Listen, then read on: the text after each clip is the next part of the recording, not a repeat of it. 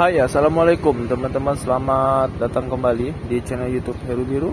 Semoga teman-teman dalam keadaan sehat selalu. Ini aku berada di depan Mall Panakukang.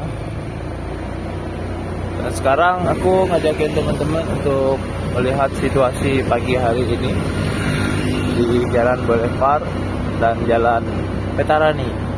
Ini teman-teman bisa lihat ada bus Trans Maminasata yang menghubungkan ke bandara, ke pelabuhan juga.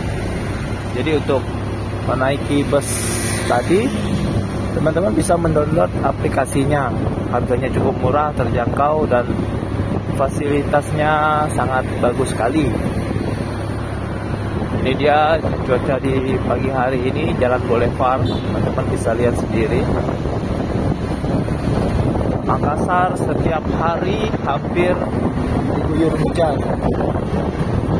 Jadi teman-teman harus persiapkan jas hujannya, tetap jaga kesehatannya, dan berhati-hati di jalan.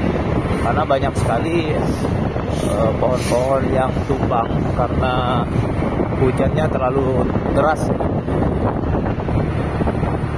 Jadi buat teman-teman yang sudah lama tidak pernah pulang ke Makassar lagi atau belum pernah ke Makassar, bisa subscribe channel YouTube yang sederhana ini agar teman-teman bisa update terus situasi kota Makassar. Selamat menyaksikan video yang sederhana ini.